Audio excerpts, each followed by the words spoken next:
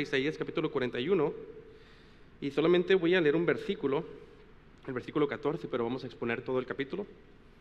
Isaías 41, versículo 14 dice así, dice: no temas, gusanos de Jacob, vosotros los pocos hombres de Israel, yo te ayudaré, dice Jehová, y tu Redentor, el Santo de Israel. Oremos. Señor, te damos gracias por estas palabras de consuelo para tu pueblo. Te las diste a tu pueblo de Israel en el cautiverio de Babilonia, para que fueran consolados, pero a la misma vez nos las diste a nosotros, para que las tengamos en nuestras manos, y a los creyentes, a los cristianos, nos recuerdes que estás con nosotros, a pesar de que muchas veces nos sentimos, como dice el texto, como el gusano de Jacob. Sentimos insignificantes, porque fuera de ti no somos nada, pero en ti estamos completos. Te pedimos que nos hables y que podamos recordar estas palabras: no temas, gusano de Jacob. Te lo pedimos en el nombre de Cristo. Amén. Pueden tomar asiento. Hace unas semanas millones de personas vieron el televisor como una bala casi termina quitándole la vida al expresidente, si él no movía su cabeza en el último milisegundo. Y de este momento trágico, varios pastores y teólogos hicieron una pregunta: ¿acaso Dios movió o desvió la bala para que no tocara al expresidente? Ahora guarden esa ilustración en sus mentes, porque regresaremos a ella. Hoy estaremos viendo cómo Jehová le dice a su pueblo: no temas, gusano de Jacob. El título del sermón es: no temas, gusano de Jacob.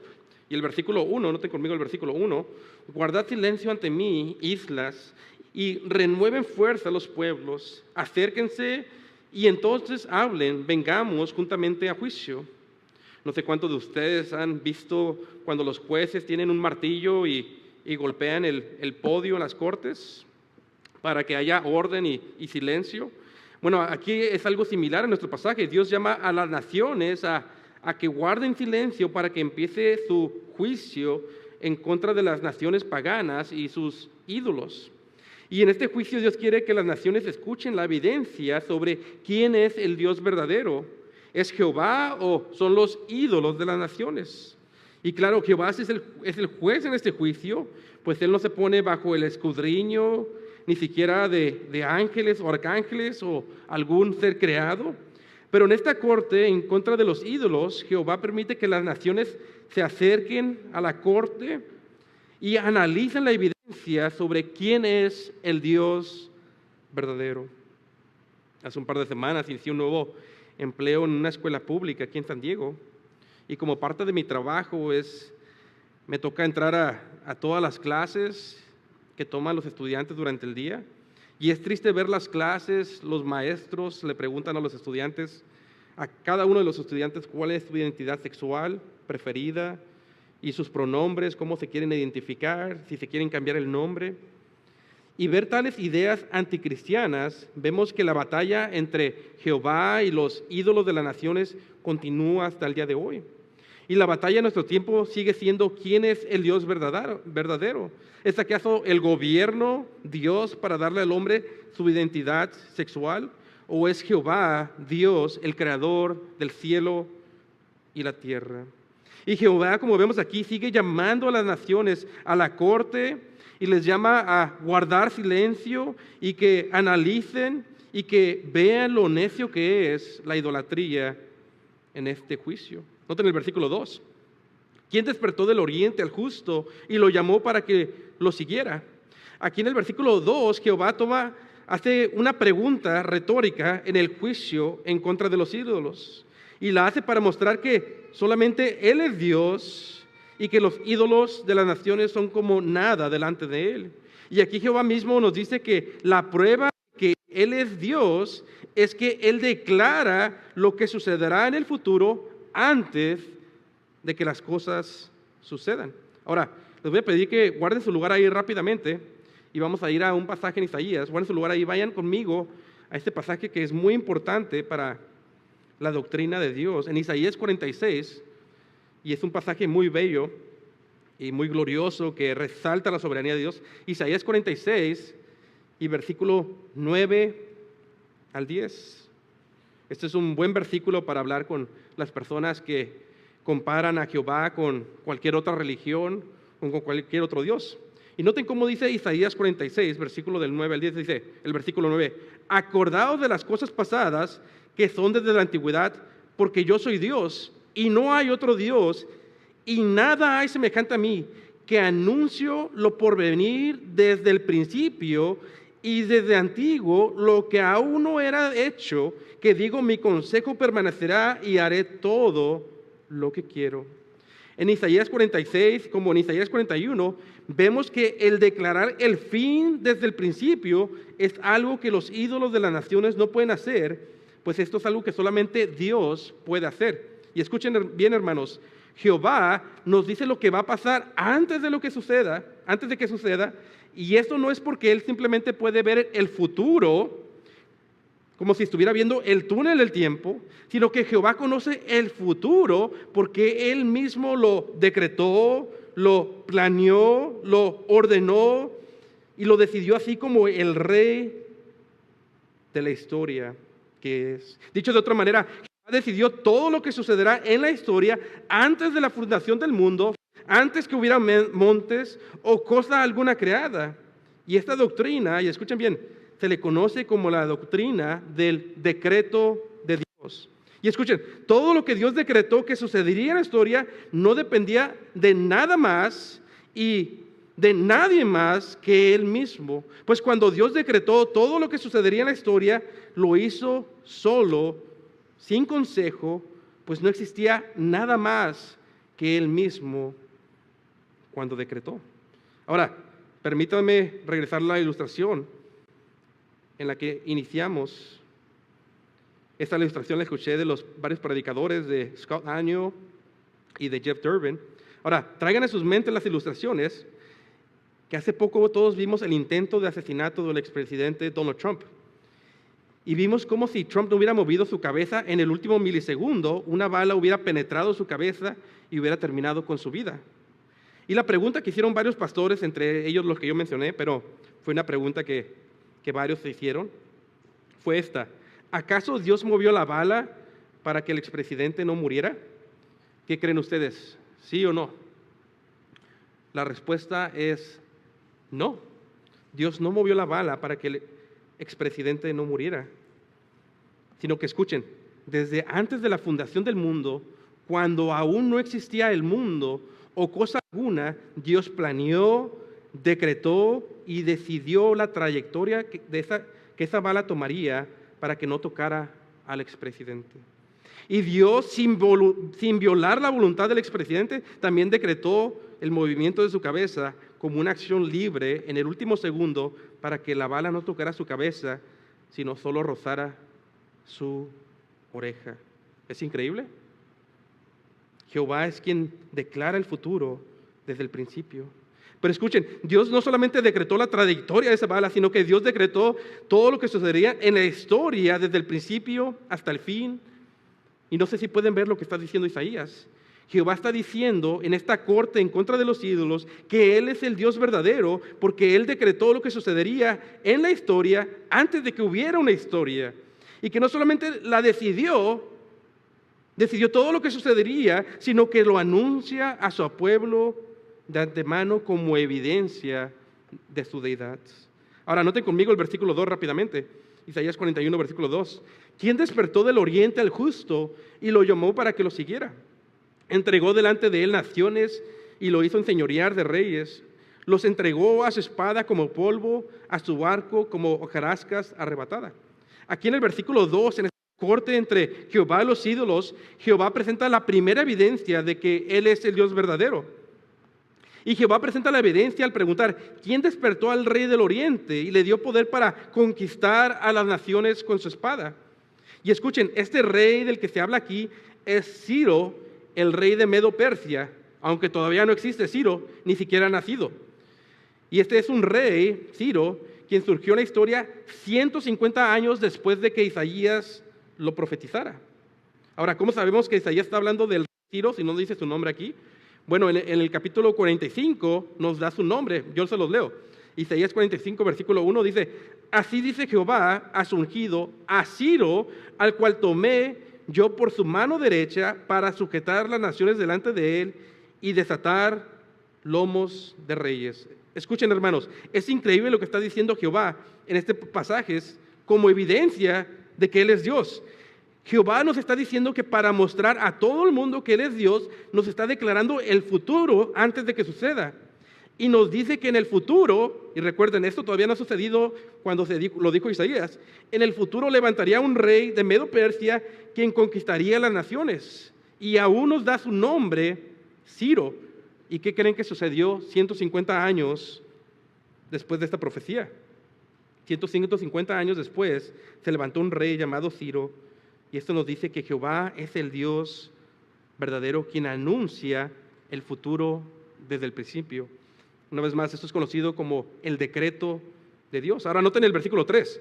Los persiguió, pasó en paz por camino por donde sus pies nunca habían entrado. Aquí se nos dice que Ciro conquistaría las naciones enemigas y Dios lo usaría para juzgar a las naciones paganas y pondría a sus enemigos debajo de su espada. Versículo 4. ¿Quién hizo y ejecutó esto?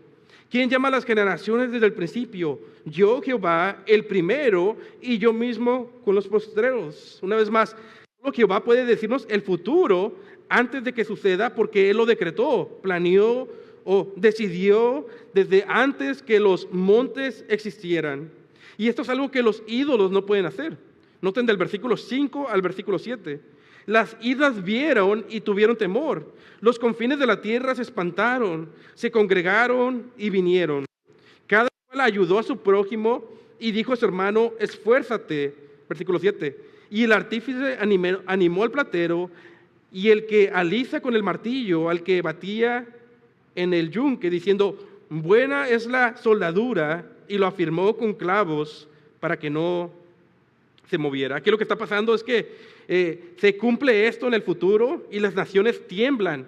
Se cumple lo que Dios dijo, se levanta un rey llamado Ciro y las naciones paganas que son idólatras tiemblan. Y a pesar de que están viendo que es evidente que Dios, Jehová es Dios, el único Dios verdadero, en vez de abandonar su idolatría y en vez de arrepentirse, ellos le dicen a los otros idólatras: esfuérzate, anímate. El artífice y el platero, los que hacen ídolos, dicen: ¿sabes qué? Hay que animarnos, clava bien el ídolo, ponlo bien y ponle clavos para que no se mueva cuando enfrentemos a Jehová y a Ciro. ¿Y no es esta la realidad del hombre? Le puedes hablar de Cristo, le puedes hablar del Mesías, le puedes dar pruebas tras pruebas bíblicas. Y es claro que Jehová es el Dios de la historia, es claro que Jehová ha obrado en su historia. Las profecías son claras, que se han cumplido en el Mesías, que Jesús ha resucitado de entre los muertos.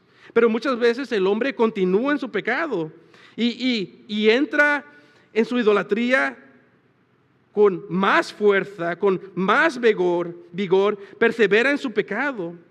Y aquí vemos lo necio que es adorar a ídolos falsos y cambiarlo por Jehová. ¿Y acaso no vimos esto en la idolatría de las Olimpiadas, cuando hombres vestidos como mujeres piensan que se están burlando de Dios al reproducir la Santa Cena? ¿Creen que verdaderamente que hombres vestidos como mujeres pueden detener al Santo de Israel? ¿No es necio esto? ¿No es tonta la idolatría? Pero como cristianos debemos de tomar ánimo.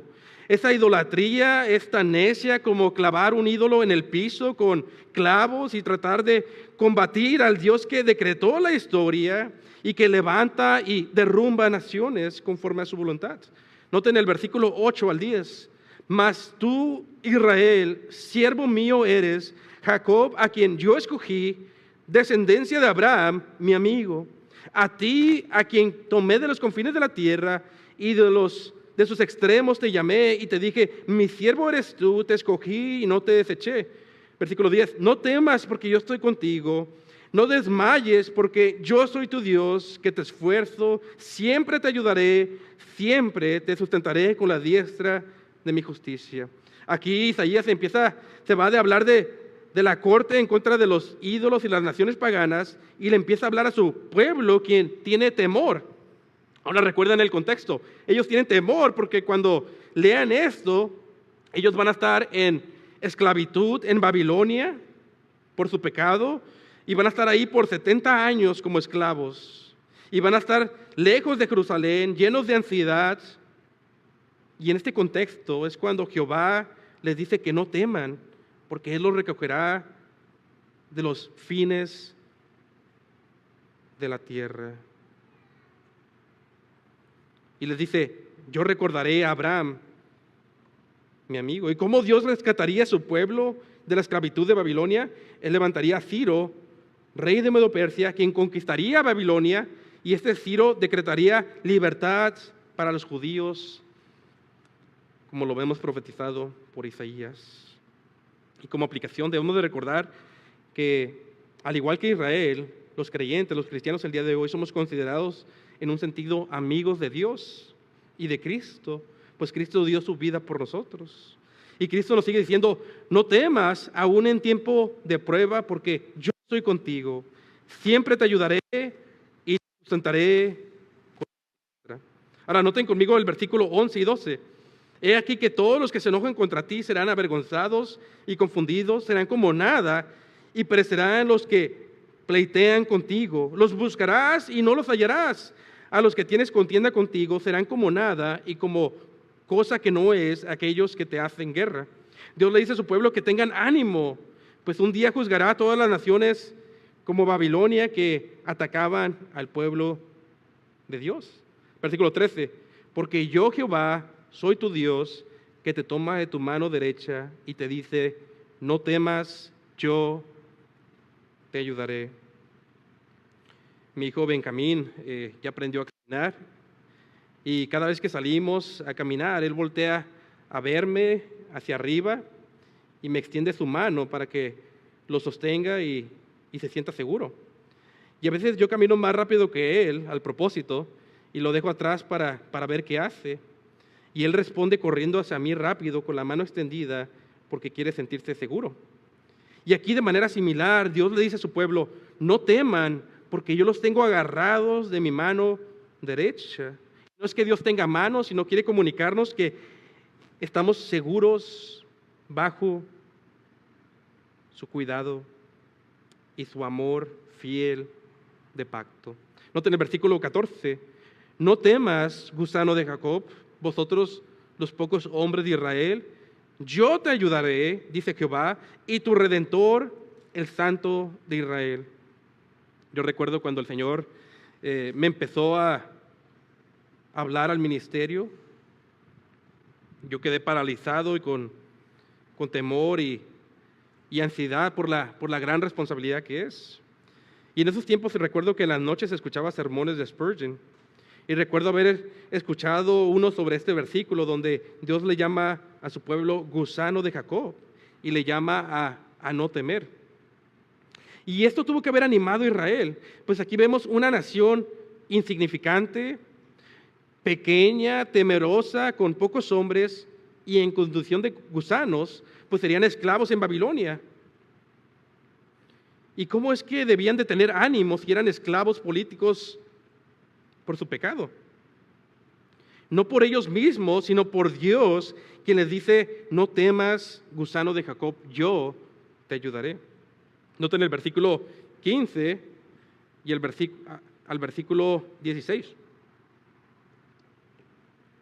El versículo 15 dice así, he aquí yo te he puesto por trillo nuevo, lleno de dientes, trillarás montes y los molerás y collados pondrás como tamo. Los aventarás y se los llevará el viento y los esparcirá el torbellino. Pero tú te regocijarás en Jehová, te gloriarás en el Santo de Israel. Aquí la imagen es un poco graciosa, pues Dios le dice a su pueblo, quien es como un gusano que va a devorar a sus enemigos, y sus enemigos son ilustrados como montañas fuertes. ¿Cómo es posible que un gusano muela montañas? Aquí en los versículos 15 a 16, Dios transforma al gusano de su pueblo en trillo, que era una tabla que tenía pedazos filosos para cortar y separar el grano. Y así su pueblo sería como un gusano que moliera montañas que parecían imposibles, que moliera a sus enemigos. Y de alguna manera, en aplicación, la iglesia local a veces puede sentirse como el gusano de Jacob, pues tal vez es pequeña y en sí misma es insignificante, y además se nos ha dado la tarea de evangelizar a las naciones enteras que rugen contra Dios y su Mesías, algo intimidante para el gusano de Jacob. Pero Cristo tiene toda autoridad en el cielo y en la tierra y convierte a su iglesia en una que muele a las naciones, no por sí misma, sino por el evangelio que predica. Noten los versículos del 17 al versículo 20. Los afligidos y menesterosos buscan las aguas y no las hay. Se secó de sed su lengua. Yo Jehová los oiré, yo el Dios de Israel no los desampararé. Abriré ríos en las alturas y fuentes en medio de los valles. Pondré el desierto como estanques de agua y la tierra seca como manaderos de agua. Daré en el desierto cedros y acacias y mirtos y olivos. Pondré en la soledad cipreses, pinos y bosques juntamente, para que vean y conozcan y adviertan y entiendan a una que la mano de Jehová ha hecho esto y que el Santo de Israel lo ha creado. Al igual que Dios le dio de beber a millones de judíos en el desierto, en el libro de Éxodo, aquí la imagen es que cuando su pueblo, cuando estén en Babilonia, en el exilio, y después del exilio, Dios les va a proveer y los va a bendecir, aunque pasen por desiertos, hablando figurativamente de la prueba. Dios proveerá en su providencia y a veces hasta milagrosamente por su pueblo. Noten el versículo 21. Presentad vuestra causa, dice Jehová, traed vuestras pruebas, dice el rey de Jacob. Una vez más aquí se va Dios de hablar a su pueblo y del consuelo de que los va a salvar de la esclavitud de Babilonia, y regresa a hablarle a los ídolos y a las naciones paganas, con la que empezamos el capítulo, en esta escena de juicio. Y el reto de Jehová, una vez más, es que estos ídolos presenten su evidencia de que ellos son Dios, al igual que Jehová lo hizo para declarar que en 150 años se iba a levantar un rey llamado Ciro para salvar a su pueblo de Babilonia. Noten el versículo 22.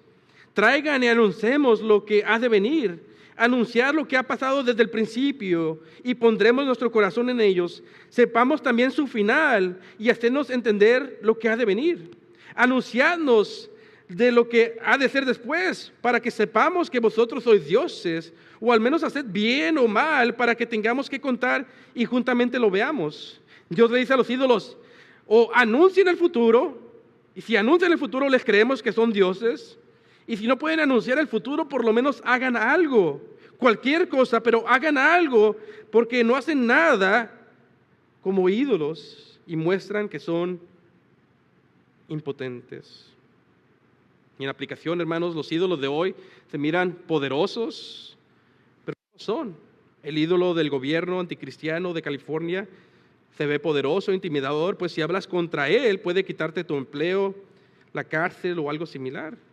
Pero recuerda que estos ídolos solo tienen apariencia de poder, pues son como los magos de Faraón, que solo pueden falsificar el poder de Dios, pero no pueden verdaderamente imitarlo. Y ellos tiemblan ante la palabra de Dios, y cuando ésta expone sus obras de las tinieblas, sus obras que son vergonzosas aún de hablar en público. Noten el versículo 24.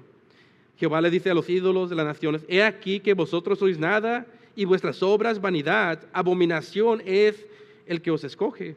Dios dice que los ídolos son vanos y los que los adoran son un asco.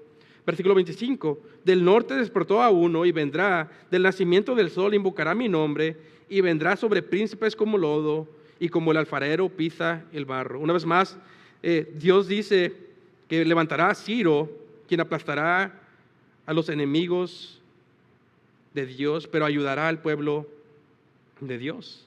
Versículos 26 y 27. ¿Quién lo anunció desde el principio para que sepamos? ¿O de tiempo atrás para que digamos es justo?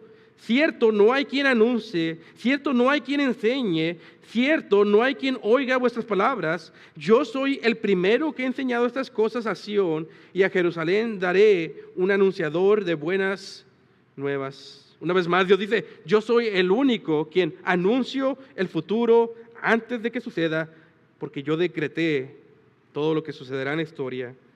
Y aquí específicamente habla de Ciro, quien se levantará 150 años después.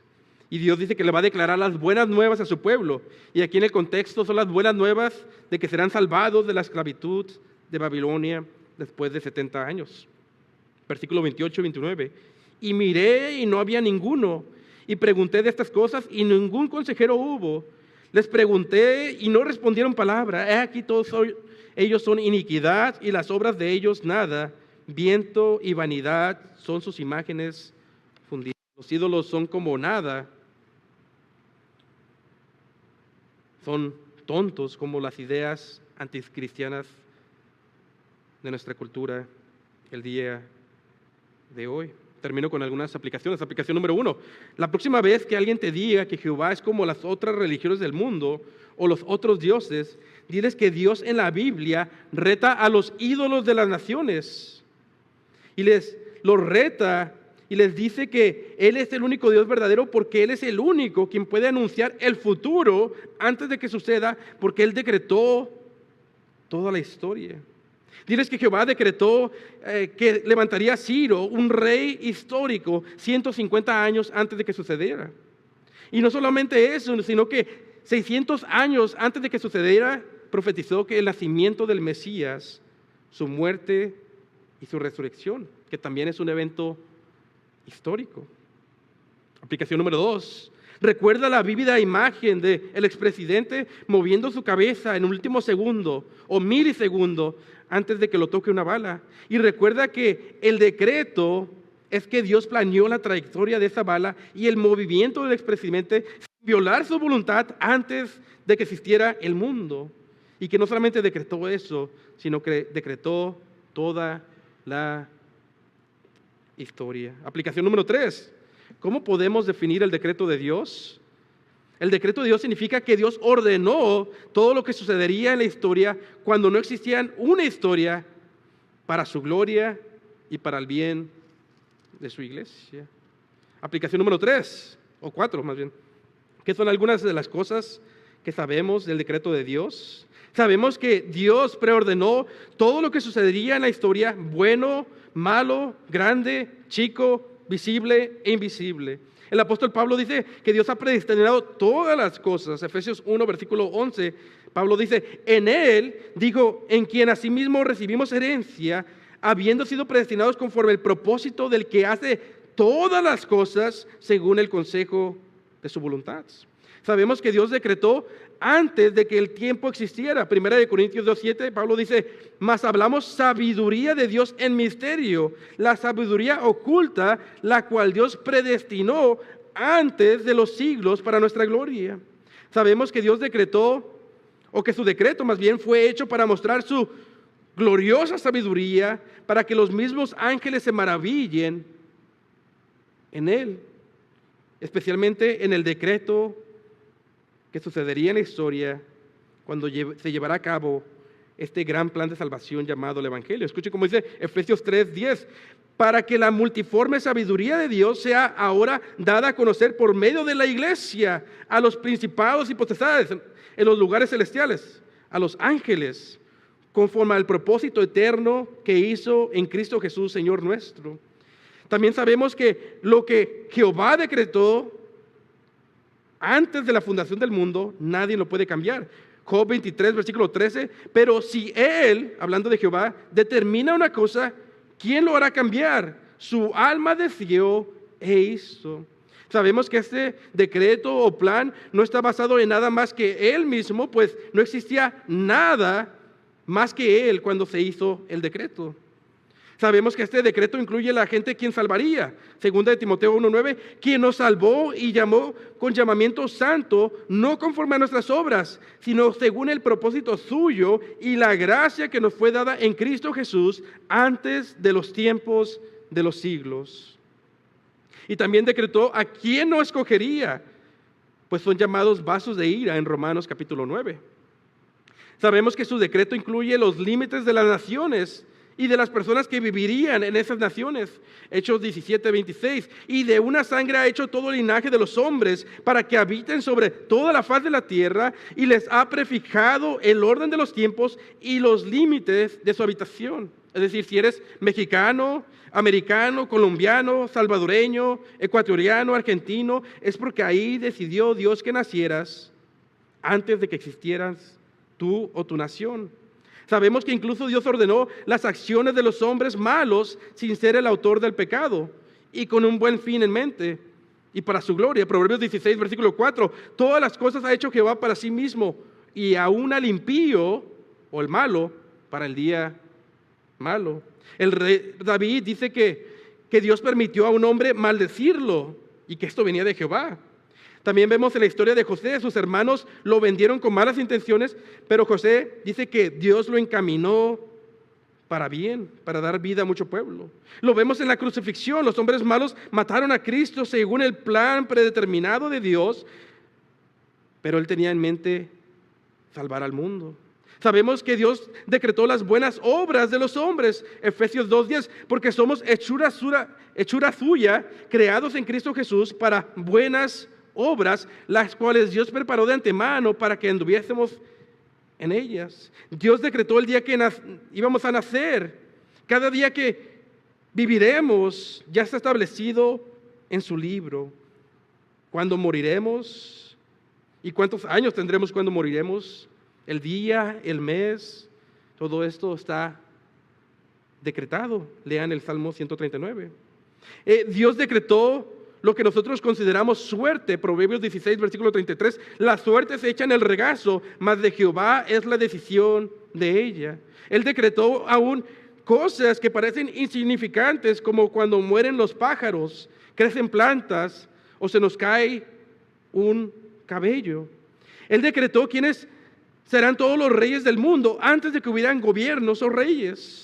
Se nos dice que este decreto de Dios tiene un fin, la gloria de Dios. Romanos 11:33. Oh, profundidad de las riquezas de la sabiduría y la ciencia de Dios, cuán insondables son sus juicios e inescrutables sus caminos, porque ¿quién entendió la mente del Señor? ¿O quién fue su consejero? ¿O quién le dio al primero para que le fuese recompensado? Porque de Él y por Él y para Él son todas las cosas, a Él sea la gloria por los siglos. Amén. Él decretó un buen fin para los creyentes y que todo nos ayude para bien. Romanos 8:28. Y sabemos que a los que aman a Dios, todas las cosas les ayudan a bien. Esto es, a los que conforme a su propósito son llamados. Siguiente aplicación. Ahora, aquí les quiero enseñar otra palabra importante que tenemos que conocer como cristianos. Ya vimos lo que significa el decreto de Dios, que es que Dios planeó antes de la fundación del mundo, pero para esta aplicación quiero ver qué es la providencia de Dios. Les voy a leer lo que dice el catecismo de Heidelberg sobre la providencia de Dios brevemente y solamente voy a leer una parte. ¿Qué es la providencia de Dios? Es el poder de Dios omnipotente y presente en todo lugar, por el cual sustenta y gobierna el cielo y la tierra y todas las criaturas. Y continúa el catecismo dando más detalle. Pero básicamente la providencia de Dios es como Dios ejecuta su plan o su decreto. En la creación, por ejemplo, lo que sucedió con esa bala que casi toca al expresidente, diríamos, Dios decretó que eso sucediera antes de la fundación del mundo, y cuando sucedió en el tiempo, en la creación de Dios, eso se llama providencia de Dios. Dios llevó a cabo su plan en la historia. De que les doy otro ejemplo. En la Biblia hay un ejemplo de un profeta quien le anuncia a un rey que va a morir. Y este rey, desafiando el decreto de Dios que le profetizó el profeta, se disfraza cuando sale a la batalla para no morir, como le había dicho el profeta. Pero en medio de la batalla, alguien tira una flecha y ni siquiera le está apuntando a él, le dispara al azar. Y esa flecha le cae exactamente en el único lugar de la armadura donde este rey no estaba protegido y muere.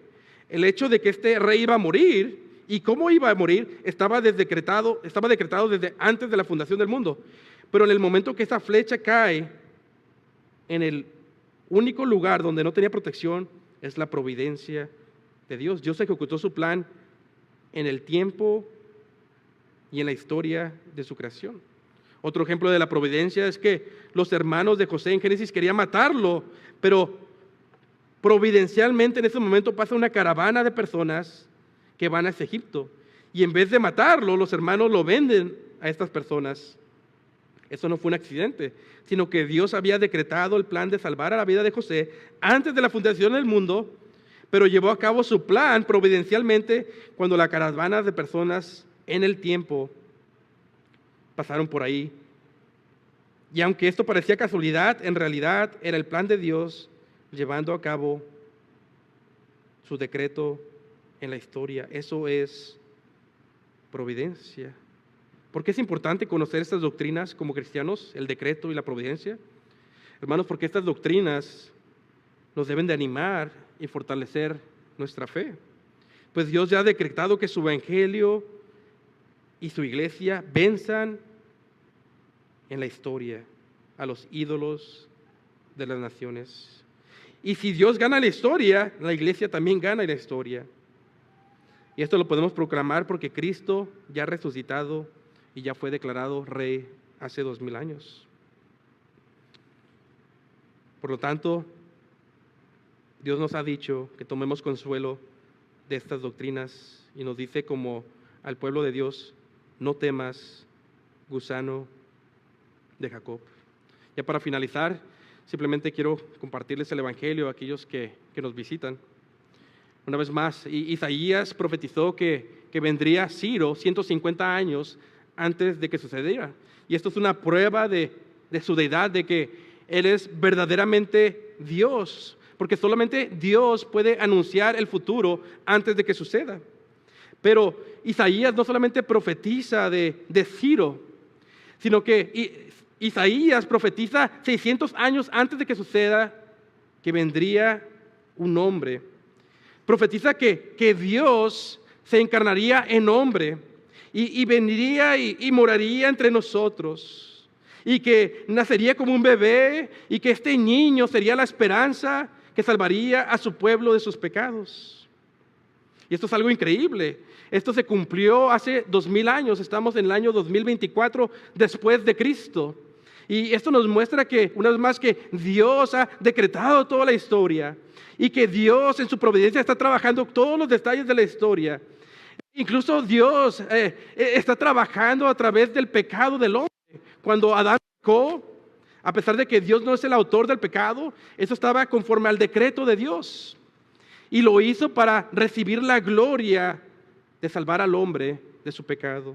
Si tú te encuentras aquí esta tarde y no has puesto tu fe en el Señor Jesucristo, el Dios hombre de quien Isaías profetizó, yo te llamo, yo te exhorto y yo te llamo a que pongas tu fe en Él, que te arrepientas de tu pecado, que reconozcas que estás mal delante de Él, que reconozcas que no hay ninguna obra que tú puedas hacer para salvarte a ti mismo, sino que confíes que la única razón que Dios mandó a su Hijo desde el cielo para morir en una cruz, y Dios mismo lo mató en la cruz, es para que por gracia sea salvo el mundo. Es un regalo para la humanidad, pero este regalo solamente viene para aquellos que se humillan delante de Dios y reconocen al Mesías, quien murió en la cruz por tus pecados, Jesús. Él no solamente murió, sino que resucitó entre los muertos. Y hoy está llamando al mundo al arrepentimiento y a la fe en Él. Vamos a orar. Señor, te damos gracias por lo bueno que eres. Gracias por tu palabra. Gracias porque nos muestras que tú decretaste toda la historia antes de que hubieran los montes existido. Y todo lo que tú has dicho ha venido a ser. Y más que nada, esto se ha cumplido de una manera incomparable en las profecías de Jesús, porque en Él todas las promesas de Dios son sí y amén. Te pedimos que estas doctrinas gloriosas sean también de ánimo para nosotros, sabiendo que todas las cosas obran para bien, para los que creen en ti, para los que te aman. Ayúdanos a agarrar valor y ánimo como iglesia en estas doctrinas. Te lo pedimos en el nombre de Jesús. Amén.